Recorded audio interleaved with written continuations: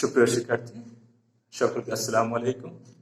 আশা করি সকলেই সুস্থ আছেন এবং ভালো আছেন এবং নিয়মিত ক্লাসগুলো দেখছেন। আমরা গত ক্লাসে পড়েছিলাম পরমাণুর আকার বা ব্যাসার্ধ। আজকে আমরা এর পরবর্তী টপিকসগুলো পড়ব। গত ক্লাসটা খুব ইম্পর্টেন্ট ছিল, ওটা না দেখলে আজকেরটা বোঝা একটু প্রবলেম। তাই আশা করি তোমরা যদি কারো সমস্যা থাকে পূর্বের ক্লাসগুলো দেখবে, তারপরে পাঠে অগ্রসর হবে। আর আজকেও আমরা তিনটা বিষয় পড়বো, এগুলো খুবই গুরুত্বপূর্ণ। তাহলে আর কথা না বলি আমাদের পড়ায় চলে আসা যাক। আজকের আমাদের প্রধান আলোচ্য বিষয় হলো দাতব ধর্ম কি, অদাতব ধর্ম কি। এই দুটো আমরা মূলত দেখবো হলে এরা পর্যায়বৃত্ত ধর্ম কিনা সেগুলোর পরীক্ষাগুলো করবো। আর এর সাথে আরো কিছু রিলেটেড বোঝার জন্য আমাদের আরেকটা খুবই ইম্পর্টেন্ট একটা টপিক অক্সাইড। এ সম্পর্কে আমরা মোটামুটি বিস্তারিত একটা ধারণা নিব। যাক, তাহলে শুরু করা যাক। প্রথমে আমরা দেখবো আসলে দাতব ধর্ম জিনিসটা আসলে কি। এক কথা আমরা বুঝতে পারছি দাতব ধর্ম মানে ধাতু থেকে কথাটা আসছে, অর্থাৎ ধাতুর যে সকল ধর্ম তাকেই বলবো দাতব ধর্ম। এখন তাহলে প্রথমে আমরা জেনে নেওয়া যাক ধাতু কি।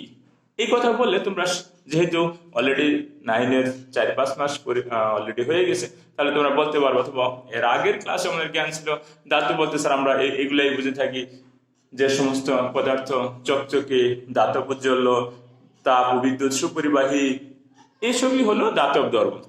এটা বললে যে হবে না, হবে, কিন্তু এখন আমরা 9-10-এ উঠছি, আর একটু এলাবোরেটলি আমরা জানবো।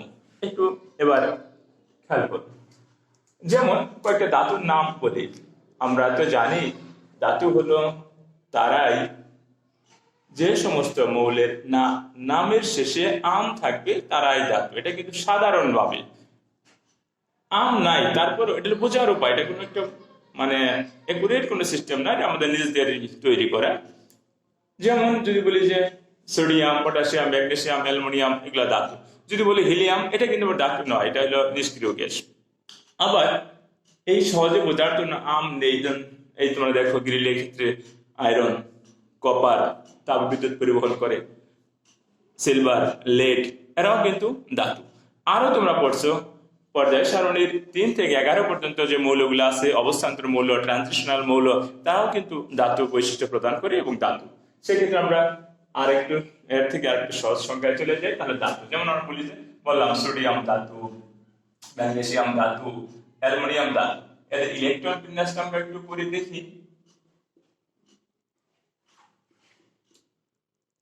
আমি সহজে করি 2 8 1 2 8 2 2 8 3।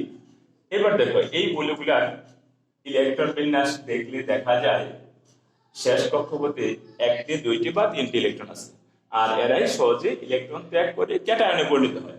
যেমন কিরকম, সোডিয়াম মাইনাস ইলেকট্রন সমান সমান Na+। একটু খেয়াল করে দেখো, তোমরা বইতে লেখা দেখবে যে ইলেকট্রনের আগে সবসময় প্লাস দিয়ে লেখা, এটা হলো ইউ, এটা এখানে আমরা মাইনাস দিয়ে লিখলাম। এটাকে আমরা যদি এইভাবে লিখি, দেখো কি কোনো সমস্যা আছে কিনা। এই যে আমরা ম্যাথমেটিক্সে পড়ছি, সাইড চেঞ্জ করে দিলাম, সোডিয়ামটাকে দিয়ে দিলাম, ইলেকট্রনটাকে ওই পাশে দিলে প্লাস ইলেকট্রন। অর্থাৎ এইটাই হলো প্রকৃতপক্ষে লেখার নিয়ম। এটা লিখতে হবে না তার কিন্তু নয়, তাহলে এটা লিখলেও চলবে, এটা চলবে। আর এটা হলো ইউপেক বইতে সঠিক নিয়ম, যে ইলেকট্রন ত্যাগ করলে ইলেকট্রন সবসময় প্লাস দিয়ে লিখবো। তাহলে আমরা বলতে পারি যে সোডিয়াম ইলেকট্রন ত্যাগ করে ক্যাটায়নে পরিণত করছে, ম্যাগনেসিয়াম অনুরূপভাবে ইলেকট্রন ত্যাগ করে কি হয়, ম্যাগনেসিয়াম 2+ আয়নে, অ্যালুমিনিয়াম 3 ইলেকট্রন ত্যাগ করে 3+ আয়নে পরিণত হয়। অর্থাৎ যে সমস্ত মৌলের ইলেকট্রন ত্যাগ করে ক্যাটায়নে পরিণত হয় তাদেরকে বলা হয় ধাতু। এবার দেখো ক্যাটায়ন কাদেরকে বলি, মনে আছে তোমাদের যে ধনাত্মক আধান বিশিষ্ট পরমাণুকে বলবো আমরা ক্যাটায়ন। তাহলে দেখো এখান থেকে সংখ্যাটা লিখতে পারি, যে সব মৌলের শেষ প্রধান শক্তি স্তরে 1টি 2টি বা 3টি ইলেকট্রন থাকে তাদেরকে ধাতু বলে। তাহলে আমরা চিনে ফেললাম ধাতুর একটা বৈশিষ্ট্য হলে ধাতুর কক্ষপথে 1টা 2টা 3টা ইলেকট্রন থাকবে, তারাই ধাতু। আর আরেকটা বৈশিষ্ট্য জানলাম ধাতু কি করে ইলেকট্রন ত্যাগ করে। এবার দেখো ইলেকট্রন ত্যাগের যে ধর্ম, এটা কি বলবো ধাতব ধর্ম। তাহলে ধাতব ধর্মটা কি, ইলেকট্রন ত্যাগের অর্থাৎ ছেড়ে দেওয়ার ধর্মটা কি বলবো, কি ধাতব ধর্ম। তাহলে এই ধাতব ধর্মটা পর্যায়বৃত্ত ধর্ম কিনা, এটা আমরা ব্যাখ্যা করব। পর্যায়বৃত্ত যখনই হতে হবে তখনই কিন্তু তোমাকে মাথায় রাখতে হবে যে একই পর্যায়ে বাম থেকে ডানে গেলে কি হবে, আবার ডান থেকে বামে গেলে কি হবে। তাহলে আমরা প্রথমে লিখে নিই, একই পর্যায়ে বাম হতে ডানে গেলে ধাতব ধর্ম বাড়বে না কমবে, কোনটি হবে নিজেরা একটু চিন্তা করো, তারপর আমরা ব্যাখ্যা করব। যেমন আমরা উদাহরণস্বরূপ পর্যায় 2 এর মূলগুলো নিলাম আমাদের সুবিধার্থে। পর্যায় 2 মূলগুলো কি কি? Lithium, beryllium, boron, carbon, nitrogen, oxygen, fluorine. আমরা ইলেকট্রোবিন্যাসটি করে দিলে লিথিয়াম 2 1 2, বেরিলিয়াম 2 2 3 2 4 2 1 2 3 4 5 2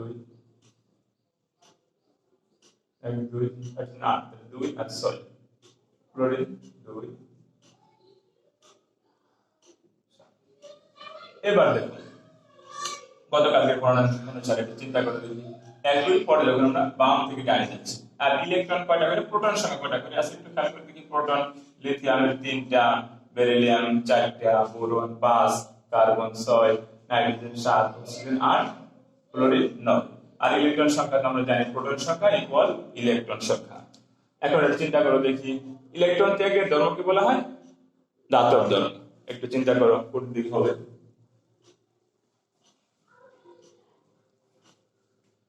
যাক, আশা করি এর মধ্যে তোমরা বুঝে ফেলেছ, তবু আমি একটু ব্যাখ্যা করি।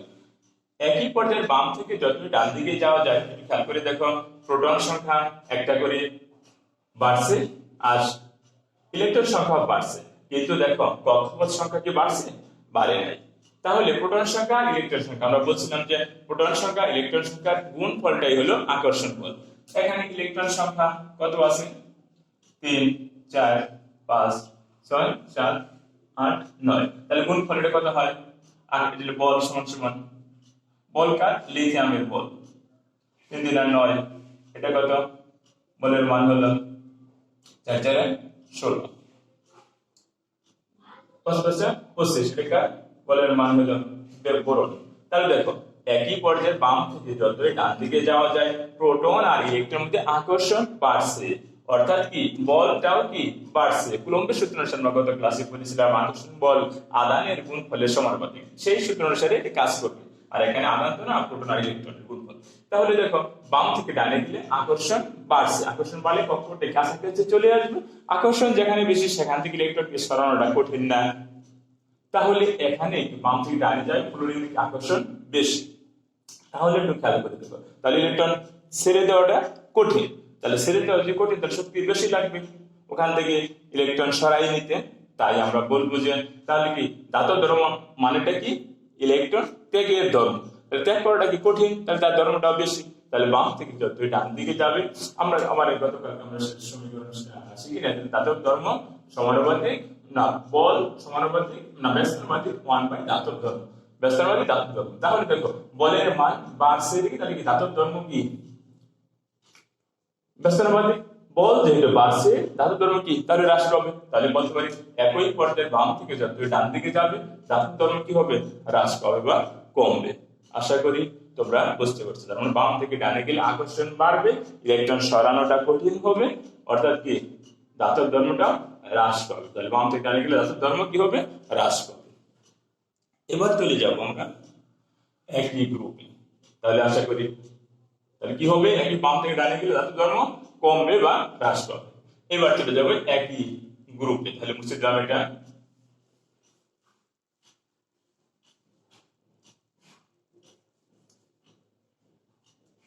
একই গ্রুপে এখন কিন্তু গ্রুপে কিন্তু বাম থেকে না, উপর হতে নিচে গেলে ধাতব ধর্ম বাড়বে না হ্রাস পাবে। একটু খেয়াল করে দেখি, আমরা গ্রুপ একে নিয়ে নিলাম লিথিয়াম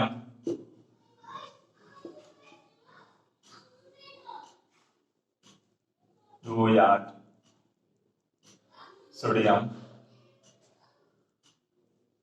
অনুরূপ করলেন পটাশিয়াম 2 8 8 1 আমরা লিখলাম আমরা সবগুলো সহজ হয়ে যায় তাহলে লেখা করে দেব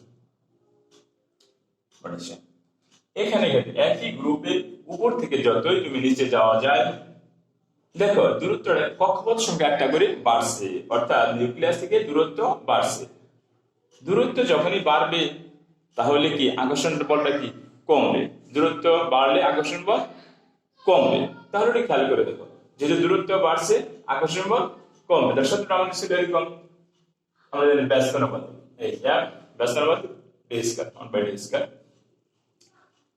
তাহলে দেখো দূরত্ব বাড়লে বলটা কি হবে কমবে তাহলে যেহেতু এখান থেকে দূরত্বটা বাড়ছে অর্থাৎ কি আকর্ষণ বলটা কমছে আর আকর্ষণ বল যদি কমে তাহলে ইলেকট্রন ছাড়াটা কি সহজ হবে তার মানে ধাতুর ধর্ম বাড়বে তাহলে আমরা বলতে পারি একই পর্যায়ে বাম থেকে ডানে গেলে ধাতুর ধর্ম কি হবে বাড়বে তাহলে একই পর্যায়ে সরি একই গ্রুপের উপর থেকে নিচে গেলে ধাতব ধর্ম বাড়বে অর্থাৎ এই লিথিয়াম থেকে সোডিয়াম সোডিয়াম থেকে পটাশিয়াম এই যে এইভাবে যা আছে তাহলে তারা কি যত উপর থেকে যত নিচে যাওয়া যাবে এদের ইলেকট্রন ছাড়াটা সহজ হবে ধাতুর ধর্ম বাড়বে আশা করি পরিষ্কার বুঝতে পেরেছি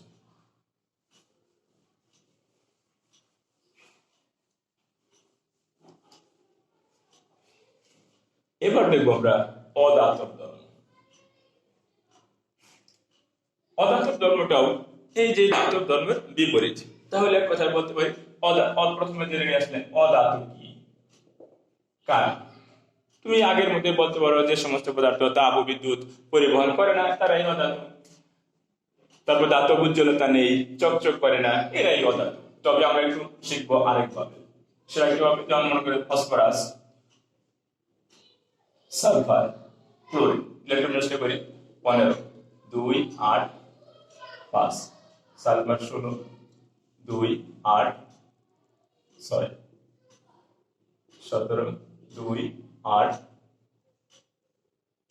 7 এবার দেখো এই সমস্ত মূলের শেষ কক্ষপথে 5 6 7টা ইলেকট্রন আছে তাহলে এরা সহজে কি করতে পারে ইলেকট্রন তিনটা গ্রহণ করতে পারে গ্রহণ করে কি ফসফরাস 3 মাইনাস কারণ কি অষ্টক পূরণের জন্য sulphur 2 electron sulphur 2 minus chlorine 1 electron chlorine minus তার মানে কি বলতে পারি যে সমস্ত মৌলের শেষ প্রধান শক্তি স্তরে 5 6 বা 7 ইলেকট্রন থাকবে তারাই কি অধাতু আর অধাতু ইলেকট্রন গ্রহণ করে কিসে পরিণত হবে অ্যানায়নে পরিণত হয় তাহলে সংজ্ঞা আরেকবার বলি যে সমস্ত মৌলের সর্বশেষ প্রধান শক্তি স্তরে 5 6 বা 7 ইলেকট্রন থাকবে তারাই কি অধাতু আর অধাতুর বৈশিষ্ট্য কি ইলেকট্রন গ্রহণ করে অ্যানায়নে পরিণত হয় ক্লিয়ার অর্থাৎ তাহলে অধাতব ধর্মটা কি এবার অধাতব ধর্ম ইলেকট্রন যে গ্রহণ করে ইলেকট্রন গ্রহণ করার ধর্মই অধাতব ধর্ম আশা করি বুঝতে পেরেছো এবার আমরা দেখবো একই পর্যায়ে ওই আগের মতোই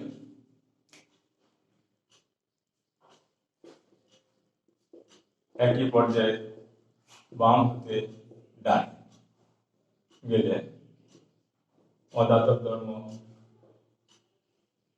বাড়বে না কমবে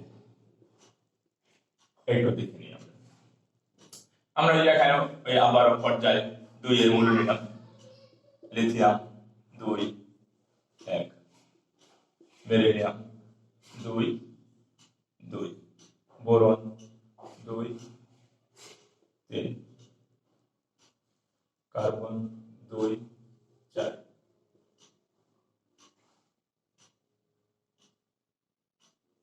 नाइट्रोजन 2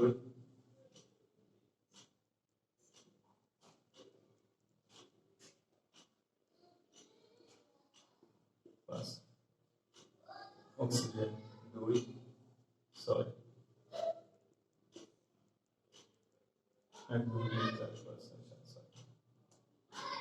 क्लोरीन 2 7 এবার এই যে একই পর্যায়ের বাম থেকে যত ডান দিকে যাওয়া যায় প্রোটন সংখ্যার সাথে সাথে ইলেকট্রন সংখ্যা বাড়ছে, ফলে কি আকর্ষণটাও বাড়ছে। আকর্ষণ যখনই বাড়বে তাহলে কি ইলেকট্রন, যেহেতু অধাতব ধর্ম মানে ইলেকট্রন গ্রহণ করা, তাহলে যার আকর্ষণ যত বেশি সেই ইলেকট্রন কি তত সহজে গ্রহণ করতে পারবে, তার জন্য তত সহজ হবে। অর্থাৎ বাম থেকে যত ডান দিকে যাওয়া যায় ইলেকট্রন বিন্যাস থেকে দেখা যায় আকর্ষণটা কি হয়েছে, বাড়ছে। আর ইলেকট্রন যখনই বাড়বে তখন কি হবে, ইলেকট্রন গ্রহণ করা সহজ হবে। অর্থাৎ অধাতব ধর্মটা কি হবে, তাহলে বাড়বে। যে ইলেকট্রন গ্রহণ করতে পারবে তার অধাতব ধর্মটা তত বেশি, যে তাড়াতাড়ি গ্রহণ করতে পারবে তার অধাতব ধর্ম তত বেশি। তাহলে বাম থেকে ডান দিকে কি হবে, বাড়বে। তাহলে আমরা বুঝলাম এই যে আকর্ষণ বল কি বাড়ছে, এটা কিন্তু ব্যস্তানুপাতিক না, এটা কিন্তু সমানুপাতিক। আগের সাথে কিন্তু অধাতব ধর্ম যখন করবো, অধাতব ধর্ম সমানুপাতিক বল, তাহলে আকর্ষণ বল যত বাড়বে অধাতব ধর্ম তত বাড়বে। এবার আমরা দেখবো একই গ্রুপে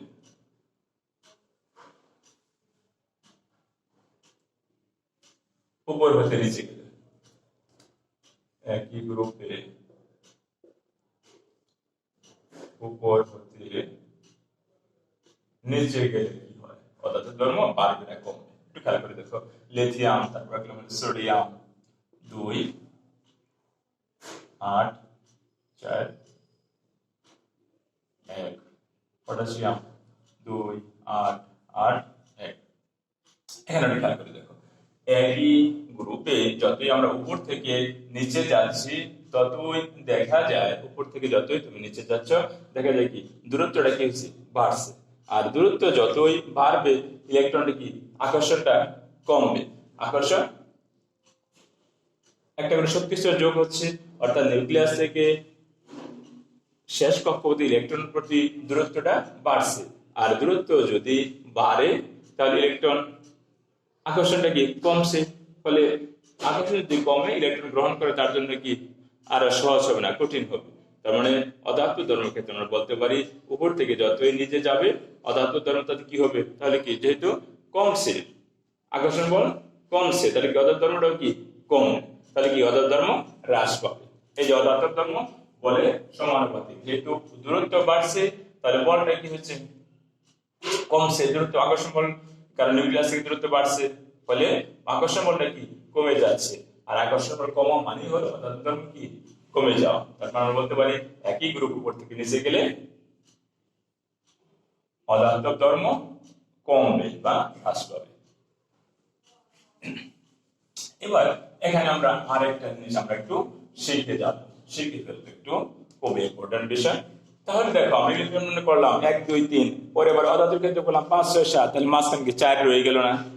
তাহলে কিছু কিছু মৌল যেমন সিলিকন, জার্মেনিয়াম, হিলিয়াম এরকম কিছু মৌল আছে যাদের শেষ কক্ষপথে 4টি ইলেকট্রন আছে, তারা সাধারণত ইলেকট্রন ত্যাগ করে না, গ্রহণ করে না, ইলেকট্রন শেয়ার করে। অর্থাৎ কখনো এরা ইলেকট্রন ত্যাগ করতে পারি, কখনো বা ইলেকট্রন গ্রহণ করতে পারি, বা কখনো এরা ধাতুর ন্যায় আচরণ করে বা কখনো অধাতুর ন্যায় আচরণ করে, কখনো ইলেকট্রন গ্রহণ করে কখনো ত্যাগ করে। এই ধরনের মৌলগুলোকে বলা হয় অপধাতু। কি বলা হয়? অপধাতু। অর্থাৎ ছেলেও না মেয়েও না, মাঝে। এই যে এখন কি কি মৌলগুলা অপধাতু আছে সেগুলো আমরা একটু দেখে নিই। অপধাতু বা উপধাতু বলে carbon, silicon, arsenic, tellurium, arsenic, tellurium, অ্যাসপারটিন। এই যে কয়টা মৌল আছে এদেরকে আমরা বলবো কি অপধাতু। Carbon, boron, silicon, arsenic, tellurium, অ্যাসপারটিন এরা হলো অপধাতু। তাহলে আমরা কারণ এই যে এরাই কখনো ইলেকট্রন ত্যাগ করতে পারে কখনো গ্রহণ করে, তাই এদের নাম অপধাতু।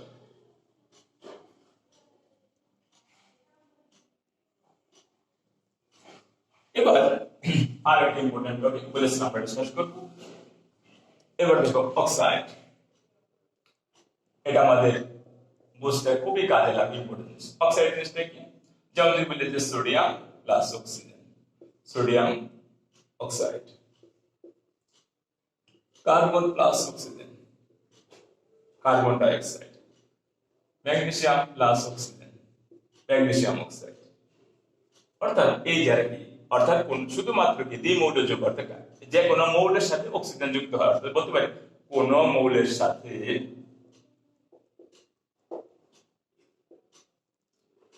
অক্সিজেন যুক্ত হয়ে যে দ্বিমৌল, শুধু দুইটাই থাকবে, কোন মৌলের সাথে অক্সিজেন যুক্ত হয়ে যে দ্বিমৌল যৌগ গঠন করে তাকে অক্সাইড বলে। এখন এই অক্সাইডের বিভিন্ন প্রকার আছে, তবে আমি কয়েকটা প্রকার একটু বলবো। যেমন এর মধ্যে এই যে অক্সাইড, অর্থাৎ কোন মৌলের সাথে যখন অক্সিজেন যুক্ত হয়ে যে যৌগটা উৎপন্ন করবে তাকে বলবো অক্সাইড। অক্সাইডের বিভিন্ন প্রকার আছে, তবে এর মধ্যে কয়েকটা নিয়ে আমরা আলোচনা করবো। এই প্রকারের মধ্যে আছে কিছু আছে অম্লীয় অক্সাইড, নিরপেক্ষ অক্সাইড,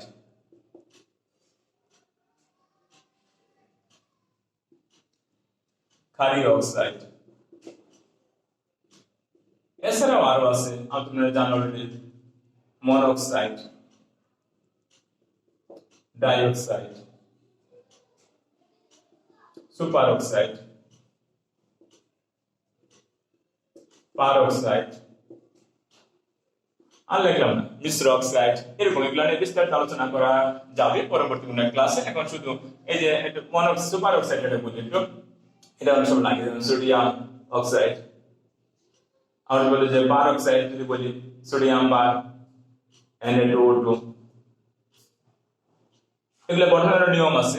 মনোক্সাইড যদি তাহলে সোডিয়াম অক্সাইড হলো monoxide, monoxide, peroxide, super oxide, এগুলা সম্পর্কে, অর্থাৎ কোন মৌল যখন অক্সিজেনের সাথে যুক্ত হয় তাকে বলবো আমরা অক্সাইড। আর অক্সাইড বিভিন্ন রকমের আছে, অম্লীয় অক্সাইড, নিরপেক্ষ অক্সাইড, ক্ষারীয় oxide, monoxide, dioxide, super oxide, peroxide, আরো আছে মিশ্র অক্সাইড। তাহলে দেখো আমরা এখন এই দুই একটা আমরা যেহেতু আমরা পড়লাম যে এই ধাতুর অক্সাইড সম্পর্কে আমরা জানলাম। ধাতুর অক্সাইডটা কোন প্রকৃতি? ধাতুর অক্সাইড,